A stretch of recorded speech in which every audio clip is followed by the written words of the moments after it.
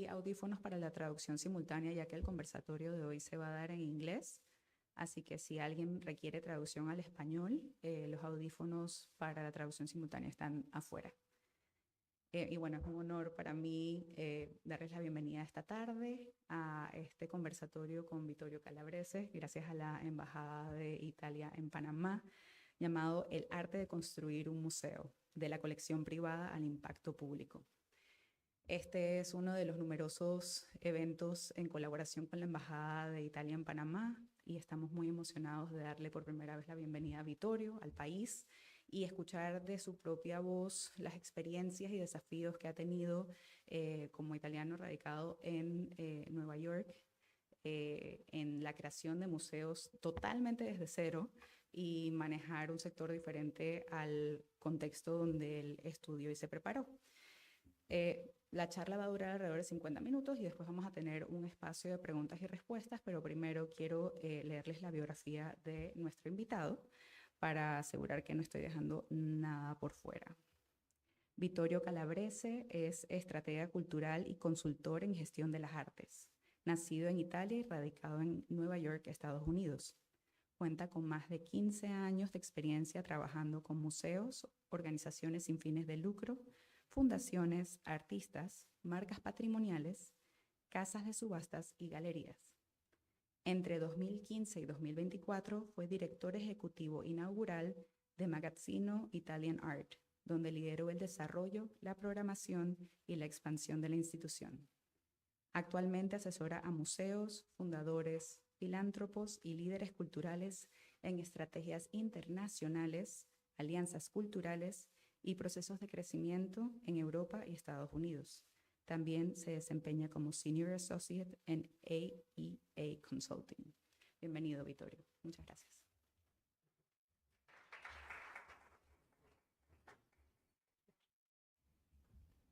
Thank you very much, Anna Elizabeth. It's great to be here. It's actually my last day of the trip, and I feel at this point I got to see so much in Panama, and it's, you know, I couldn't really be prepare or imagine how great the community actually is around contemporary art, and you know, knowing our ambassador of Italy here from previous projects, and she told me a little bit about it, and now I'm gonna come a lot, so you'll see each year at least during Art Week, and then I hope yeah, to see you in Venice also for the pavilion coming up, Venice Biennale.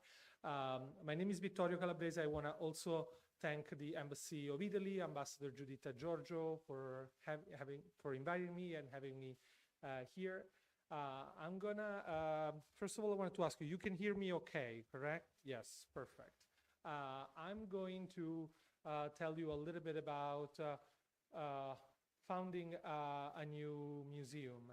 And I'm gonna tell you also a little bit about, beyond the bio of who I am and a little bit my journey, because we spoke about cultural diplomacy in the last day as well, and I'm a very proud Italian, even though I've been living abroad for so long. I did start from wanting to be a diplomat. And I think like my approach to art and museums, it really comes from the public sector. I trained in Italy, that's where I studied, and eventually I arrived to the US where the system is pretty much like a private philanthropy based system. So a lot of what my experience has been working in and out institutions and collaborating so closely with diplomatic institutions in the US and private philanthropy, it kind of bridges those two worlds. So I'm trying to walk you through a little bit my experience now on the consulting side, but also will focus a little bit more on a case study, which is Magazzino Italian Art, which is the museum that I inaugurated working directly with the founders of philanthropies that opened their collection to the public from scratch. So we're going to start to go through some data just to get a sense a little bit of where we are. And I also wanted to mention right now, I'm actually a consultant on my own, but I also collaborate with AEA Consulting. I'm part of their team. AEA is an international consulting company that has been working for 35 years with public and private institutions globally. So scale-wise, you're going to see through this presentation more like private, smaller institutions. We're not really gonna go to bigger one. But looking at the context, I want to start here from the global context. And my point of view is going to be more related to the United States. That's the primary area where I work. But while in the United States, the museum model has relied on private philanthropy, this model has really appeared globally. So when we think about private museums, as of now, we're really looking at over 450 privately founded contemporary art museums in the world. We have in the US, the majority, but also Germany, we have around 60 in the US, and Germany as well, South Korea, Italy has quite a bit as well. And this system is pretty much like growing. If we think about how many new private museums are open, 82% of those existing museums actually started since 2000. And over 152 has been established globally in the last decade. So 1 out of 9, pretty much like another thing to think about, as born pretty much through also the idea of Instagram. So that's also another way you think of how those museums can be global, also in their reach that go beyond their local communities in many ways. So according to a study from the University of Amsterdam, more than 82% of all those private museums were founded after the 2000s, as I was saying. And this trend, you'll see it's going to really be global. I mean, I think about some of them that I directly collaborated with, and I know we think about the Broad Museums in Los Angeles, Rubel Collection in Miami, the Warehouse in Dallas. There's also Fondazione Prada in Milan, the Fondation Pinault in Paris and Venice, Luma Foundation in Arles, the Lee Samsung Museum in Seoul. Even though I'm gonna really talk to you about some of the U.S. models of today, this is really a global phenomenon. So I just wanted, with this slide, I wanted to kind of show you a little bit like the reach. And also within, this is part of a University of Amsterdam studies that maps them all. Of course, there's gonna be more and more. And looking at the milestones, just to give you a sense, you may be or not familiar with some of those. This is pretty much a chronology that like kind of brings us, and zooming out, we look at the last 20 years. We're really living through a world where there's more and more private museums, which also makes it interesting to think about how philanthropy also supports museums that are already existing. As collectors are more and more entrepreneurs and entrepreneurial in the way they approach their philanthropy, and they build their own foundations, or that also translates in their vision towards contemporary art and communities. Let's stop 1 second. I mean, this is really the definition that I'm using for this conversation. So a private museum as an art institution is an art institution that is owned or governed by one or several private person, which receives no or limited public funding, as a permanent collection, and that's a very important element here. And you'll see as actually we approach a lot of the discussions around collections and public ownership, pretty much eventually, of what those artworks could be or perceived to be. And of course, then making this collection accessible to the public in a building, a physical structure, on an ongoing basis. So there's a lot of institutions or foundations that do operate in a nomadic way.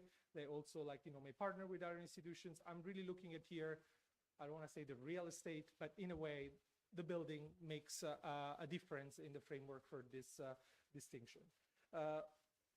The discussion around private museum was especially interesting for me, coming from an Italian context where most of our museums are public. And even though in the United States, a lot of the discussion around private museum is relatively, I would say, integrated in the philanthropic community, because people also get a relative tax benefit when they donate to a museum and so on.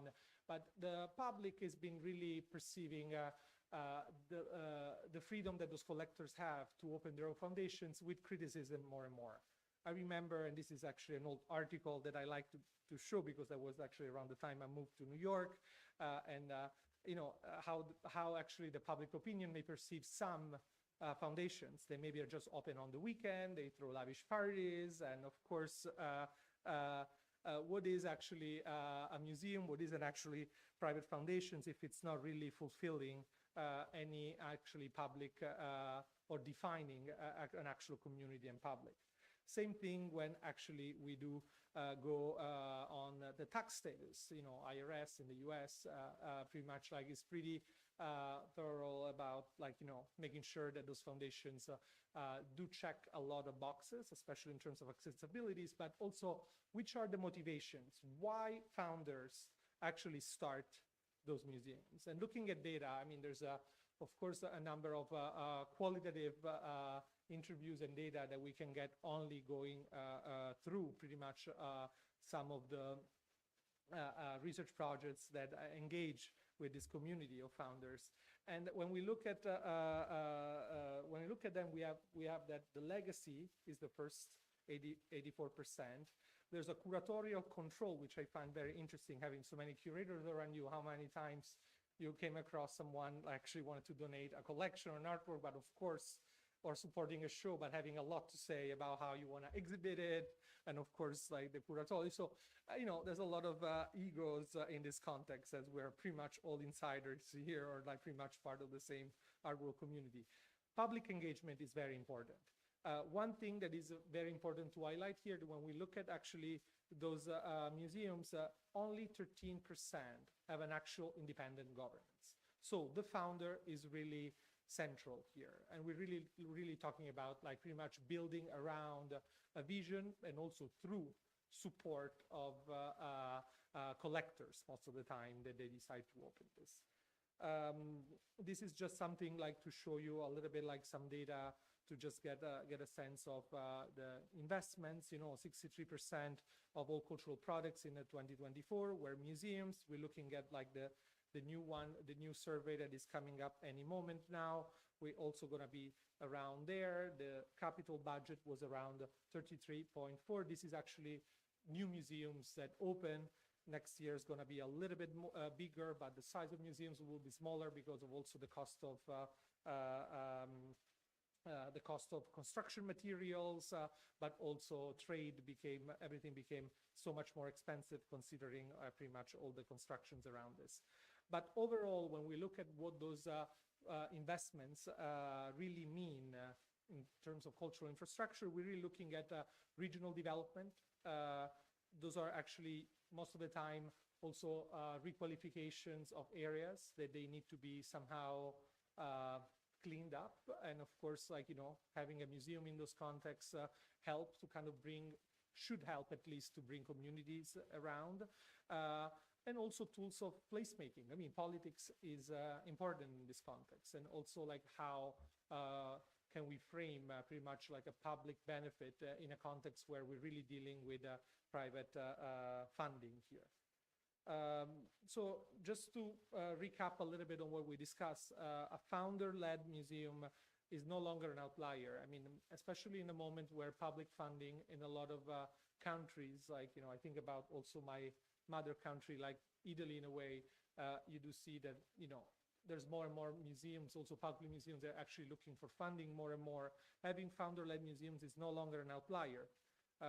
They're somehow the new dominant model in terms of resources. Motivation is thankfully shifting more and more towards public responsibility. So there is this idea of leaving the world as a better place. And also a lot of those investments, when we frame them within the context of a cultural infrastructure, they're really growing in branding. So those museums are more and more also narrow in terms of their identity and mission. So they're not going to be most likely so many more encyclopedic museums, but we'll have more and more museums that actually focus on a specific mission or period of time or kind of art. Education and storytelling. So the aspect, what I mentioned before, Instagram, that's actually what the difference is going to be. Those are all museums that are new. They really try to engage with audiences in a much more immediate way. The risk of founder-led museums, which are, I mean, most of the time they rely on a founder. And the reasons why you open a museum, and especially looking at a generation transfer that is happening right now, also in terms of leadership, what's happening next, we don't know. Dependency on a single family. What happens when you don't really build a governance structure and you don't know what's next? Of course, you know, there's going to be instability around the institution. That means weak governance structures. They're not necessarily ready or agile enough to deal with a change of context and generation. And of course, the fragility during leadership transition. What we will see is that pretty much like the kind of profiles of directors around those private museums may be relatively different than the ones in the public sector for so many reasons. First of all, because of the vision of each founder that can be different. So going through pretty much who the founder is, I realized, you know, over a lot of the projects that I worked on, there are some founder archetypes that we can think about. And I think, I mean, this is a little bit around, and she's amazing, actually. Like, you know, she's, Bette Woody was like one of the most important Italian philanthropists in many ways. She's based in New York and especially in Palm Beach, where she has her museum. But this was something just to show you. I'm trying to talk about those archetypes, looking at them in 5 categories: a cultural entrepreneur, a visual steward, a strategic donor, legacy builder, and the market-minded collector. And I'm trying to just walk you through with the example of some museums that you may see. In this case, this is Luma. This is a museum and beyond. It's a cultural center that is actually in Arles. And Maya Hoffman, who's the founder, she really transformed a former industrial site into this visionary blend of ecology, contemporary art, and architecture. When we think about a cultural entrepreneur, we're really looking at someone that is hands-on, is mission-driven, and often really tries to bring something really innovative within the context of the institutional framework. So not really looking for someone, and this is actually, as a consultant now, this is actually the most fun projects, is when we really try to build new models. And of course, it's much more agile when you're in the private sector. To actually build something completely new that doesn't necessarily replicate like an existing framework. Those founders are usually embrace risk, and they're open to new form of governance. It's very interesting what they're doing there, because they do have some sort of like group of advisors that really help them on different aspects of the project that are not necessarily only art. And it's also been very helpful for a lot of other institutions to really rethink of what the museum could be. There's also a visionary steward. This is actually Glenstone right outside DC. It's an incredible private museum that really is born from a love story, and actually they divorced. It's public, so not anymore in this case, but you know, she was actually the gallerist and he was a collector, and together they built this incredible collection and space right outside. I mean, often those founders are very involved in curation. She's actually the director of the space, and they really involved in identity building, and they really do carry the long-term vision.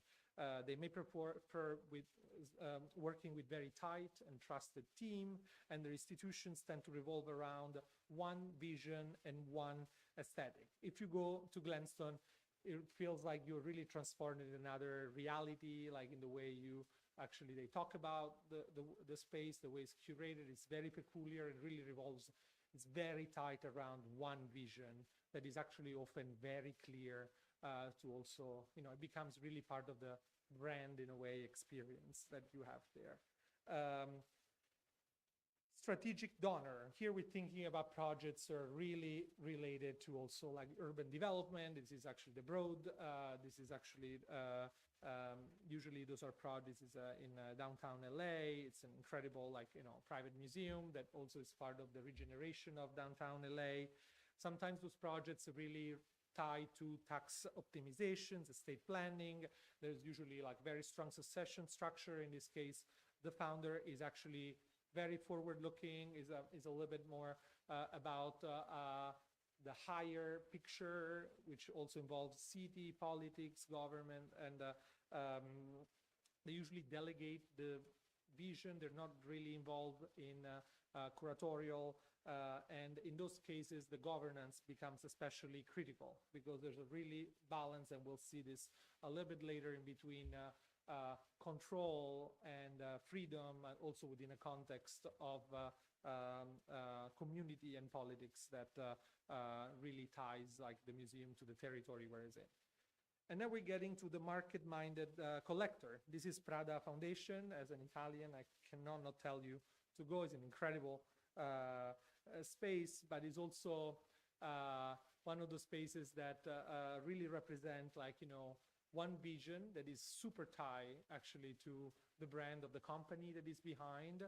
And I would say interpretation, accessibility may not be the #1 priorities, but the priority is really to make sure that the visibility and the value of the art and the collection inside are actually preserved, elevated, and I do believe also translated into an experience that is mostly aesthetic and not necessarily tied to educational or needs of a community that surrounds them. Same thing, I think about Margulies collection actually for the community steward, those places, and also the Rubel collection, and I also include the Magazzino Italian Art that I'm going to talk to you about. Those are all institutions that are extremely tied to collectors that actually have very deep ties to the communities that they're in. I mean, the first two places are in Miami, as you may know, different personalities, but also a lot of activities around education, revitalizations of areas, and civic pride.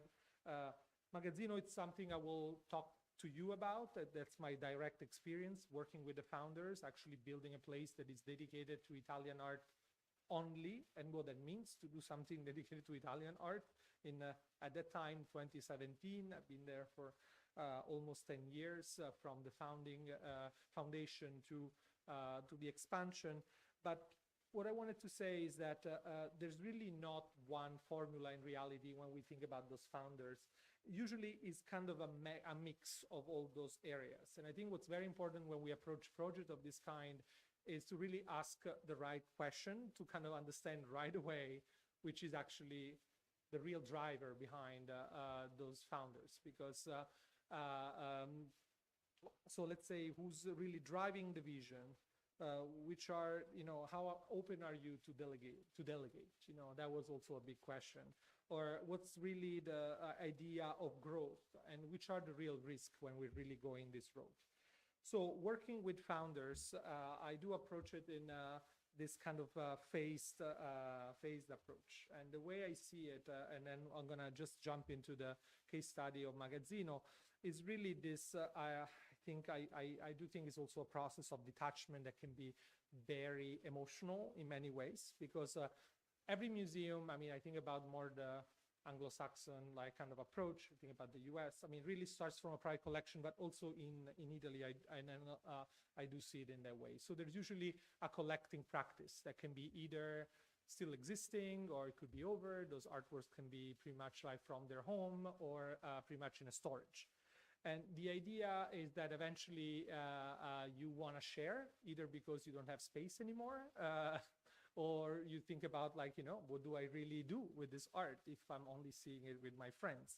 So usually what happens is that there's more and more programs around this, around the collection. It can be grants for artists to show the work in the collection in other institutions. It can be educational programs. It could be, you know, different aspects that really speaks about also and tests water around, like, what actually this institution could look like. And then eventually we really get to a moment where we really build the institution from scratch. So legal, architects, governance, this can be very overwhelming when you start from, when you bring this phase right away. So I always recommend, and we always approach pretty much like this in a phased way, because no one really wants to talk about legacy. And, especially when a founder, legacy means also the end of life in many ways and also what's next. So I think just going a little bit like, testing the waters first is the best way also to think of what the right structure could be. And then eventually the idea is that those institutions stay with us in the public and they become independent and sustainable in many ways. I'm going to walk you through my experience following those lines with Magazzino. And this is actually a picture of when I just started there, which is in 2015, through how I left it, actually, in 2024. This is a picture from 25. And Magazzino means warehouse in Italian, and it is actually a warehouse. This is the existing building. It was a warehouse. They were collecting agricultural products from the farms in the area. We're not in New York City. We are an hour north from the city in the Hudson Valley. It's one of the most American places in the US. West Point is right, it's like 10 minutes away. So it really holds a lot of heritage. It was a big bet to open a place dedicated to Italian art in a context that has virtually no tie to Italy beyond the immigration of the Italians, like in last century, pretty much. But the idea to call it Magazzino was also related to what I was telling you. We didn't start with the idea necessarily to open a museum, but we called the Magazzino to also keep it relatively broad in terms of a format that would work for the family. So we started from that warehouse. In 2017, we opened and we built this other big concrete box. We're really looking at 2,000 square meters of exhibition space in the building here. And then in 2023, we opened another space that also holds rooms for education, research center, and also a restaurant. Plus, we also have land with the idea to have also sculpture park. And I'm showing you this now because I'm going to actually bring you to something that is even earlier than this, because to get to this, we really had to start from this. And this is the house of the founders of the museum. And I'm not showing something that is this is on the internet and all of that. But this really speaks a little bit about all the faces. It's a house that is a modernist house and also has no walls. So a lot of the issues around having an incredible collection of Italian art and having a glass house is that you cannot really show this art to that many people. So there was a big collection of art that needed to be exhibited, but also a number of a lot of energies to show it and to kind of get to do that in a context of a community, because the family opened in upstate New York also because they have their home there. So the idea was also to give back to the place where their kids actually grew up, where they spent every weekend, and also to be in touch with nature. That's another element that was important. The collection also has an incredible selection of Murano glass. This is actually, those are hourglass by Benini.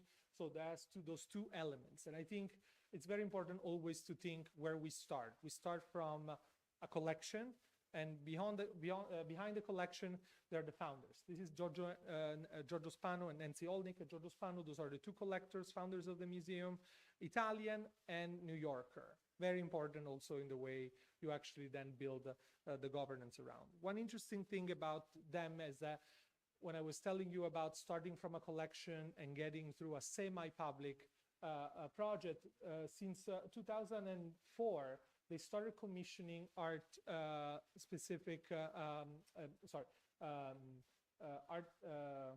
site-specific sculpture to Italian artists in their property, and actually producing publications, videos, inviting curators to come. So the entire property upstate New York, which is pretty big, is full of art that is actually sculptural works by artists commissioned over the years.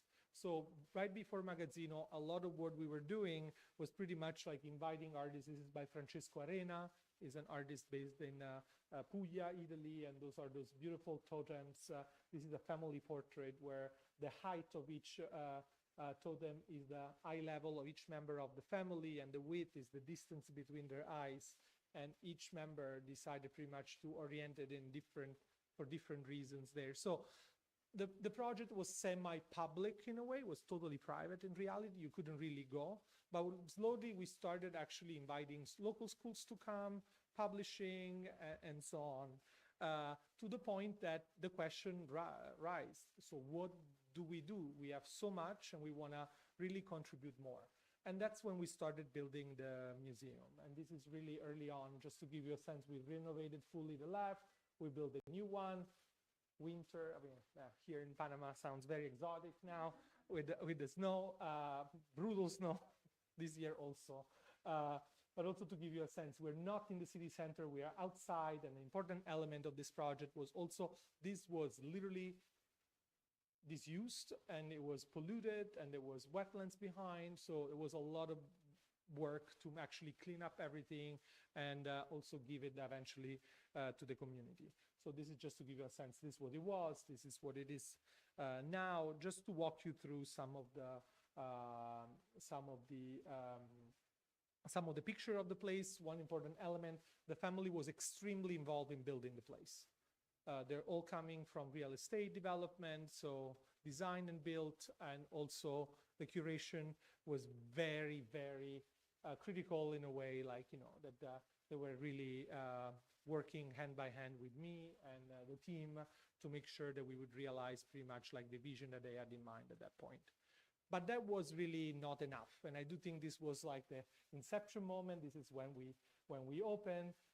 A lot of the strategy around the museum was also, how do we actually build a community around us? We are the last one that they arrive. As much as they spend so much time there, there was really no community. And contemporary art can be also so intimidating in many ways. And I think expecting people to come to your door is really not enough. At least in our case, clearly we want to make sure that people could come. And when we opened, the ticket, there was no ticket, it was totally free. We did a number of outreach throughout. But what will prove to be very important is a number of programs that we built collaborating with the local institutions that were already present there. And this is an area that has a long history also with art. The Hudson River School of Painting is the first U.S. School of painting that somehow broke from the British and the French tradition, also the Italian. So we try to go also beyond painting, because as you can see, this is the kind of art that we had there. It's very conceptual, it's very radical, it's also relatively intellectual in many ways. And so how do we translate also the idea that there's not just a collection, but is a place for everyone? So we built a number of programs working directly with artists that were both historic, were already part of the Arte Povera. So this is Michelangelo Pistoletto.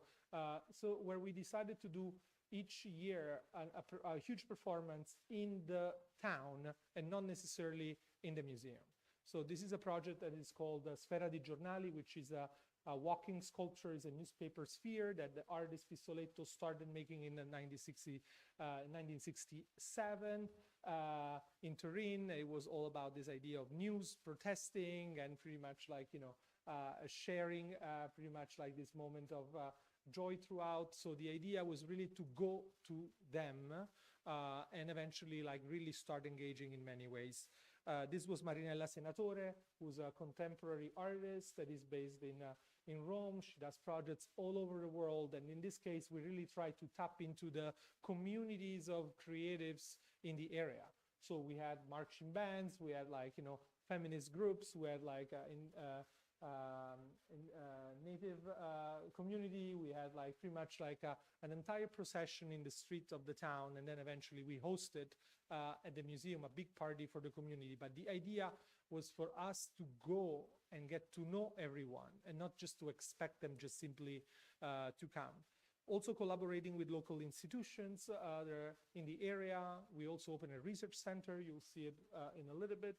It was very important to work with local universities because there was no one teaching Italian art. And I think Italian art, and in many ways, like, people were like, why would I? And then you realize more and more through academic research that is finally shared there were so many ties with the American school, throughout this is work from the 60s, but they've been going on since then.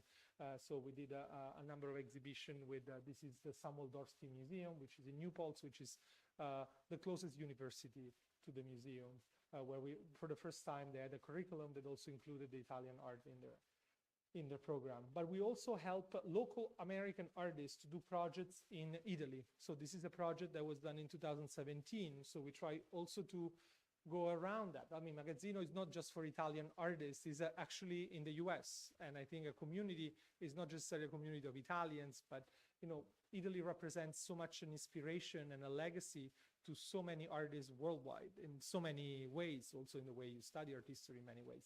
This was a beautiful project by Melissa McGill, who's a Hudson Valley-based American artist, where she organized this regatta in Venice. This is an environmental work that she does to also, she did just to scream about the danger of Venice because of climate change, rising water.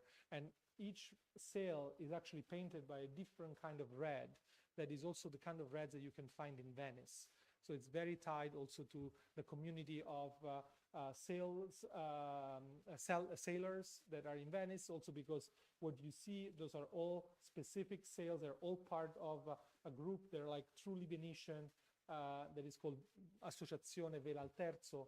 So it was a way also to be ourselves, like more the cultural interpreters and trying to build a bridge in between, pretty much like the US in here. Movies, of course, concerts, events, food plays a big role with Italian culture in many ways. But especially, I would say, research was important. We realized that there was not enough translations of Italian academic papers. There was not enough support to actually Italian scholars. So we got to start, we started pretty much a publishing business department, but pretty much we were designing and printing catalogs, and it was the best possible way because curators didn't really know about Italian art, and that's the reasons why. I mean, we really try not to, the way I saw it in a moment that we were launching this, it was like, we don't want to do everything ourselves. We want other people to do it. Magazzino is small. I mean, the goal here is to get artists to really show in other museums and curators to get to see this. Part of our community is also a community of curators that have no idea of what we're showing here, and we need to give them tools. It's super hard to translate an Italian text from the 60s when it's conceptual art. So we try to really, to host more and more scholars, to get like scholarship for translations, and eventually distribute all those books around with our brand identity and all of that. Those are the latest shows that I work with. We eventually expanded, and those are just some pictures to tease you. So if you're ever in New York and you want to leave New York and go in the Hudson Valley, it's a very beautiful place. And also we have decorative arts, and those are the latest exhibitions. The other element that I thought that that was very important, especially for the founders, was the cafe. I mean, the idea of hospitality and having a place for community just to come to hang out, and I think this is also the model for a lot of museum cafes throughout, was very important. In this specific case, there's not that many places where you can have lunch or dinner in the area, so it really became a place for people to hang out and also lower dramatically any barrier of it, because people really perceive I can just go and get a coffee and then I see an artwork.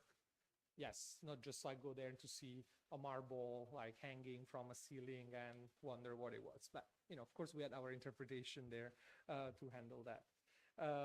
The last thing I wanted to say about Magazzino, which I find it interesting, is like the fact that collectors have their own vision and sometimes, their intuition. Of course, you work with a team that is extremely professional, and we do build all those things, and then we have our strategic plans. That was pretty much my role for 10 years. But there's also those intuitions that make the place extremely special and peculiar.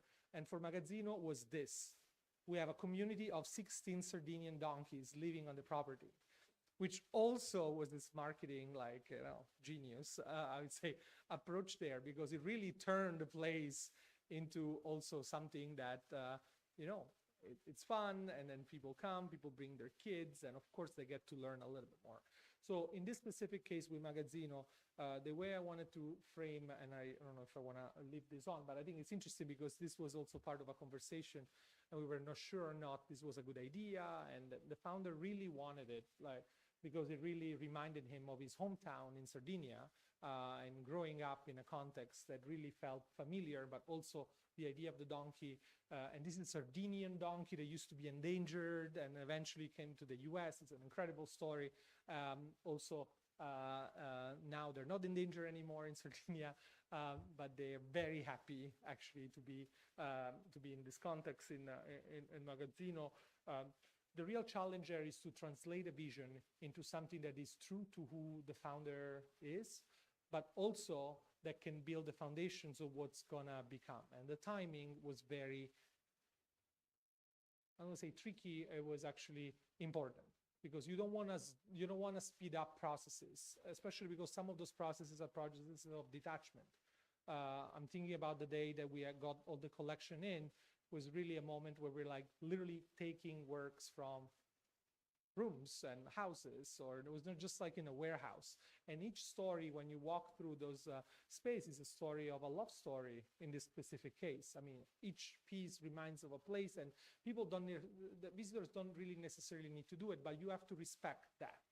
I think going straight to a very like third kind of space, I don't think it's possible. I don't think it's necessarily sustainable, especially because it's a process of detachment. And it took us some time to actually get to the point where all those elements were kind of feeding each other. Because having an academic program doesn't necessarily compete with this. I think you can really actually make them work at the same time and have to be consistent to what the governance is. I'm gonna show you some of the structural models, and I'm gonna also show you how Magazzino fits in this. But Magazzino is pretty much an hybrid. It is a place that is in between a private museum and actual public institutions. And pretty much my mandate was to really build a foundation to it. I don't know if it's gonna be or not in the future. The only people that will know are pretty much like the founders or the structure of governance that is gonna be around. So when we think of the models, I think we really need to think of different governance. I mean, this is really US based, but just to give you a sense, I think I put here control, transparency, and fundraising.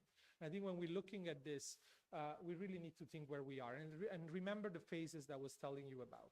So very early on, it's something totally private. Collector, founder has full control. There's no need to transparency because why would you? And you pay for everything. In our specific case, Magazzino started as totally private. We were open by appointment, but for free. And eventually it evolved relatively quickly. When this evolves, you can keep your control because eventually, as I say, the emotional context plays a huge role in those projects. But you have to guarantee when you become a private foundation and you start having also a status that can also give you certain like tax benefits, you have to be more and more transparent. So you're more and more exposed. Exposed doesn't really mean anything like bad, but simply people are going to talk about you on the papers and you are the founder and you cannot really, maybe you have to be a little bit more careful. Maybe you've never been accountable for your entire life because why would you if you're like a private citizen? But eventually, you know, there's a lot of leaders in the room. You know what that means. You say something and you pretty much represents community employees, and also, you know, you bring some consequences in a way. This is what Magazzino was. So we're like in a medium. I left when we were in this medium stage. It's a private operating foundation. So we were doing fundraising. It was a moment of transition. The family decided to go on track to really become a public institution. And in this case, we have a control that is medium. Usually there's a board. We're going to get a little bit like closer to that. There was an advisory board, and the board was still controlled by family. Transparency have to be still medium in the sense that you also can fundraise and you can still maybe pay most of it. And also the big questions for private museum is with fundraising is, why would I support your museum if it's yours? So it's a lot about also how you build around it. And those are the big risks there when you think about sustainability, especially when a project grows. And those projects can grow very quickly. In our case, we opened to the public. No one knew where we were. We did great work.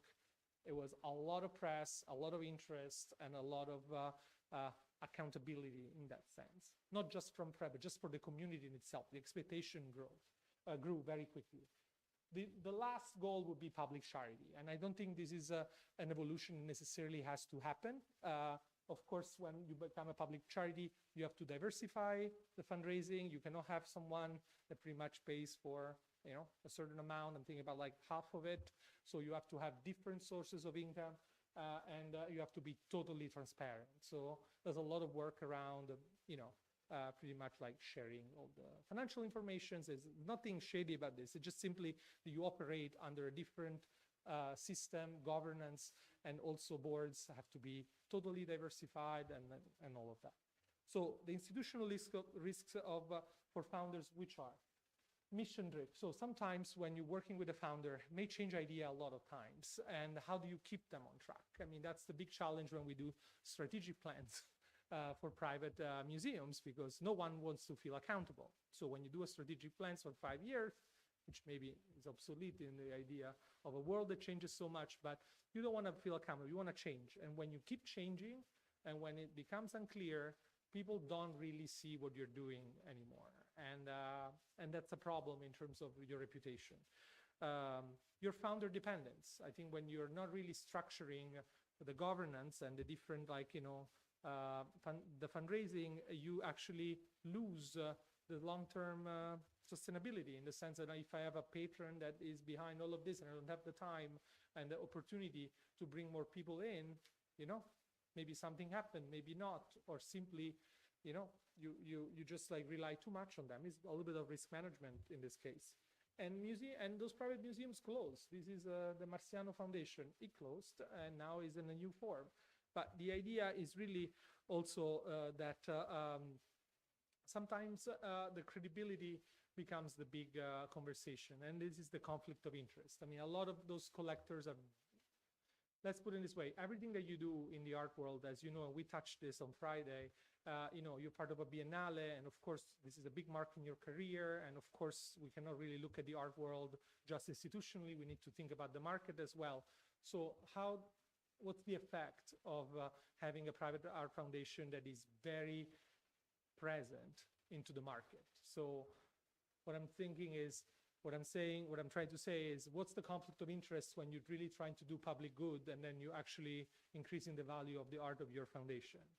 And those are a lot of things to be very careful about, especially when you really frame this as a philanthropic effort. Public scrutiny, this is just not, is beyond, I would say, anything. I'm not speaking about anything that could be legal or not legal. This is more about the perception and the reputational risk here from the community. I mean, sometimes we do think, okay, this is just a vanity project. I mean, I've been, with Magazzino, we've been fighting with that early on. It's like, okay, yeah, but how can you diversify this? How can you make this different from just like any foundation that just wants to be open on the weekend and be a tax write-off? So those are all the strategies. And when we think of pretty much like some of the strategies to go around this, of course, it revolves a lot around governance, especially in the US. I think it's very important who you put in your board, how you diversify. There's no formula here that I want to share, or I can share, because it really ties to where you are and who's your community and also who the founders are. And that's something that, we have tried to approach very early on, how to handle like those conflict of interest kind of policies in many ways. Sometimes, of course, the biggest discussion with the founder is around, okay, but I pay for everything, so I have to do everything, and why would you stop me? So finding the right people also to work with you and surrounding you to also reduce these risks.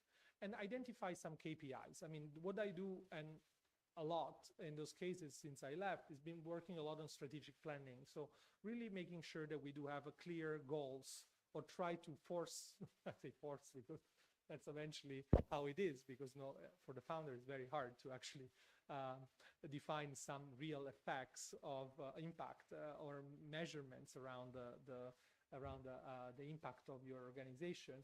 And we're gonna get to that like very quickly now. So trying to build one and trying to measure it regularly. And the KPIs are also specific usually to who you are, but they really go from an economic impact on community. You can measure it in many ways, but there are also some of them that have to be around the real strategic priorities that you want to have. They don't necessarily translate into the institution sometimes. It just in the overall project. And community engagement. I think for us, that was the key. That was also what made the project so successful. That's also what eventually brought me here with you, because we collaborated a lot with the Italian institutions already in the US. So we really try to define our audience in a multi-layered way, almost as an echo, really starting from our little town of 10,000 people in the Hudson Valley and kind of, opening it up in kind of concentric circles in terms of location, but also in terms of identity. So we really talk about Italians, Italian Americans, Italians in Italy, expats, and of course the American, like the US community that is actually there, not just the art world, but also our neighbors that have no idea. They only want to come there to eat tiramisu, which is great, and also eventually seeing that. But, we have to think about those people as well in reality. I mean, not in the same way. We don't engage with them in the same way, but I like tiramisu. So the shift of mindset, it really, from a founder, really goes in this way. You really, and I do think this is the idea of ownership eventually, this excitement about sharing. If we don't really do much when we really want to share without building the structure, gets very risky because it's hard to go back when you are on all the newspapers saying that you're doing the next cool artist residency or the next museum or contemporary art space, and then eventually you back out, you stop when you don't. But eventually really think about the public impact. I think the sustainability of those projects really revolve around and I think community impact. And I think eventually that's also something we need to try to quantify more. And I think we need to really talk about this more with founders. I'm gonna go quickly because I realize now that the time is, I think we're very late. Oh no, we're good? Okay, perfect.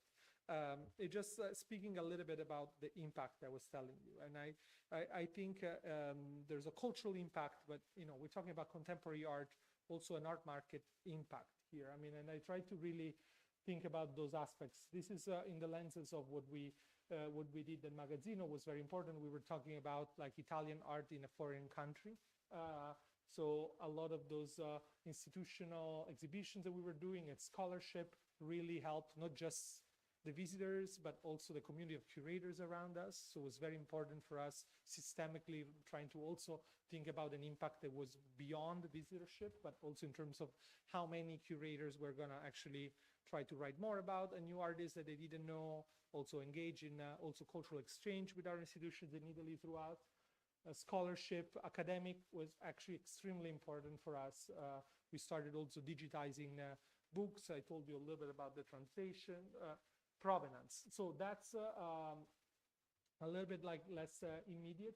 We couldn't do everything on our own. And I think what was interesting for us is that we opened Magazzino at suddenly 4 major galleries in New York did shows on Arte Povera. And we didn't really work on that. But in a way, we cannot think that we operate in a void, especially in the art world. So this is also something to think about. We try to also talk about provenance, and of course, I'm talking about contemporary art, so I'm thinking about like immediate, not a generation of artists that is fading now. I mean, we're talking about the 60s and so on. So I'm not talking about necessarily like, antiquities and so on, but the idea to also show the structure around those times. I'm thinking about the context. So which were the galleries showing this? This was something that the family, for example, really wanted to highlight because they tried to also keep that kind of idea of, the art market throughout, even though they were not active in the market in that way. And usually the effect and what you can measure, and this is the tricky part, speaking about the conflict of interest. Of course, galleries were doing shows and there were commercial shows, auction houses were selling Italian art. This is a game that is not just new museums, it also opens in other museums throughout. And I think that's something just to be to be aware, because you also want to make sure that you control that dynamic and also not perceive as a commercial entity, because you are inevitably going to impact the market with whatever you do. So there's a level of responsibility and also pressure in the way you want to be perceived. The economic impact. This is something just to show you, actually, this is, but anyway, New York City, Filipino is active. Here, next slide, there is a Via Foundation, there's Thornton, which is another amazing art space there. When we open and we transition from private to public to foundation, we actually commission an economic impact report. That's something that I do now for other projects. And it was a way also for us to show community that, of course, beyond any other impact that we can do in the cultural world, there was also a direct economic impact of what we were doing. Each dollar that we spent generated in the community in terms of business, in terms of employment. I mean, Magazzino became the #1 employer in the area. We're talking about a tiny village specifically. And pretty much we really contributed to tourism there and to also diversify the kind of tourism going there. Cold Spring, which is the little town that hosts Magazzino, is one of those little jewels, town. It's very famous for the foliage, antiques, and all of that. So imagine, it's a different kind of tourism considering the contemporary art lovers that may just leave New York for the weekend to see some, as you see, strange, looking, sculptures there, even though they look like a Greco-Roman, they're pretty new. So looking at pretty much the impact, we have a cultural impact, an economic impact, and also a social impact. Like the idea to really become a place that is trusted, that is of civic and cultural engagement. This is something that those are like the big buckets where we usually operate. And of course, as I say, when you work in those with founders, there's a level of tailoring around the business model. I'm just trying to be more concrete around Magazzino. I wanted to close with the real challenges, especially because I left the museum in a pivotal moment after the opening. And of course, I don't know what's going to happen. I'm not there, but I do see this a lot with institution. And I want to show you pretty much this space. This is the Brown Foundation. This is the same foundation that I showed you very early on with the article about questioning pretty much the impact of this foundation. Eventually that foundation closed their space in Connecticut, and they opened in the city. This is in the East Village. And actually right now there's a Keith Haring exhibition that is beautiful. The challenges that we do see more often are, of course, leadership challenges. You need to find the right person that works, for you. In my specific case, I was someone that has a very heavy background also in business administration and also relatively risk taker. I would say maybe another person that would have a more academic and curatorial approach wouldn't necessarily work to build something from scratch. So the idea is to find the right leadership that makes sense. Governance, very, very important. I mean, the idea of who you're surrounded by and how soon you're structuring something that can also limit you. The endowment. I mean, I didn't really speak about money. Each situation is different, but the idea of sustainability beyond you, beyond the founder, and pretty much structuring financial trust or endowments is a big conversation right now for any foundation and private museum. So having that conversation is very important because that's eventually, there's a number of museums that have been closing. And when we think about private museums, 1 out of 10 closes after the founder pretty much stops founding it. Community, that's I think the one that makes me the most proud on what we did with Magazzino, because we really were able to tap and eventually build a community around the museum from scratch. And that was pretty much the #1 strategic priority for me. And I think that's something that really eventually makes it sustainable, because the energies that you build when you really truly engage with it, and it doesn't, as I say, it doesn't necessarily need to be a cultural impact per se, but also social and economic. That would actually gives the place a second life if that has to evolve when the founder is not there. So the idea here is really that, and this is the Whitney Museum, which is also another museum that started from one person, one family, and eventually became the Museum of American Art. It is the framework really matters, and the governance secures the longevity. And I'm thinking about like the structure. I mean, when we think about board and institutional relations around, but the legacy of each of those museums only exists if it's communal and if it's shared. And this is really like the biggest message I can leave from my experience. It's something to, whenever project you do from scratch, you really need to know your community. You need to like really become a leader in those communities. You can imagine like me from the south of Italy, eventually in the US, now engaging with like West Point and like, you know, like community there, or just like the local community. I remember speaking at one town board about a performance of Marinella Senatore, and the big conversation was about a lady that wanted to make sure that she can get to her car. I mean, those are the real conversation eventually that in a way become the most dangerous when you really are perceived as someone that doesn't really want to hear.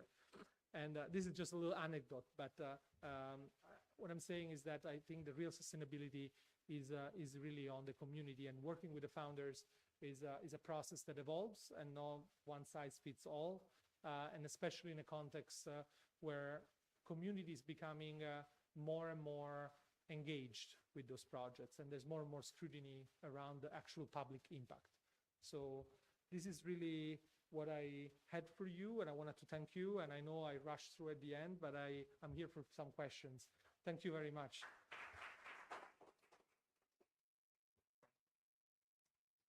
Thank you, Vittorio. Grazie mille. No, prego. Tenemos espacio para algunas preguntas de la audiencia. Pueden ser en español o en inglés, si quieran.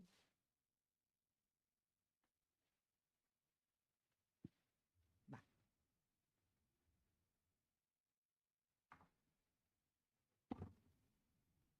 Quería preguntar, I wanted to ask you if you advised collectors or young museums anywhere outside the US, and would it be Yes. possible to do it in Latin America? So that's what I'm very actually excited about Latin America. I did that in Europe, differently, Italy and Holland. And also it really depends on the size. I mean, I do think the US has a philanthropic approach that is pretty, I would say, refined and stable in the sense that it's actually really at the core of their society, especially in certain circuits. In Italy, it's very different because the motivations that lead a collector to want to open a space are more about, they actually start from being very skeptical about their Italian institutions. So the way I work with them was to really make sure that we could build something that would be sustainable forever for them and not to ever need any support from government. So it's not necessarily a philanthropic way in the way the US does. And also Italy doesn't have any tax advantage, or very limited compared to the US, where it is pretty, not substantial, but it is encouraging, of course. In Holland, it was a project that was very big and also involves a redevelopment of an entire area. It was interesting because the founders wanted to really be behind the scene. So he hired a very visionary director that he really trusts to lead, and he was mostly the financial backer. I think the real difference when we think about area, it's really about context. I'm very curious about Latin America because I do see more and more. I may be more familiar with Brazil and Mexico just because of my personal experience and exposure. I do think it's a little bit like a mix of the two. I do feel like also the dimension of inequality in certain countries. There's a concentration of wealth and also the projection of being part of a global community that also pushes those projects. I'm thinking about like some of the ones in Mexico and Brazil. So I think your audience eventually it's beyond your country. and that's becoming a little bit tricky for some of them. So I do see that relatively interesting, but at the same time, I do see other foundations and private museums that are very, very local and rooted in their community. So I think a lot goes, a lot is about the actual culture and the economic, honestly, it's the economic framework, context in which you are. I mean, Italy, think about Italy, there's not so much inequality, but there's enormous wealth that is very secretive about pretty much like doing work or being collaborative with institutions, you know, but there is. So there's a lot of little private foundations that very quiet and they're trying to do this. In the US, it's more entrepreneurial and also the scale is much bigger.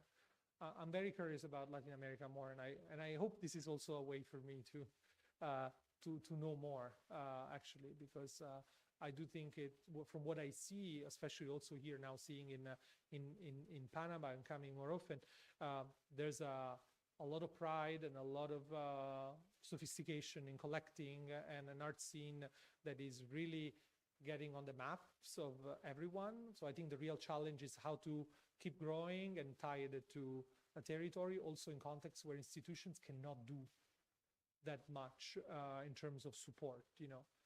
And that's different from Europe, where think about like, you know, Holland, Amsterdam, all the museums are pretty much like public and super well funded in many ways. So those elements play, you know. For Magazzino, we operated at the beginning on our own, and then eventually we started fundraising and we started diversifying. When your private museum becomes you're eventually the last on the list for grants, because of course other institutions that are actually not privately owned may be before you. So it really ties. But no, to answer your question, yes, that's a little bit the context. ¿Alguna otra pregunta?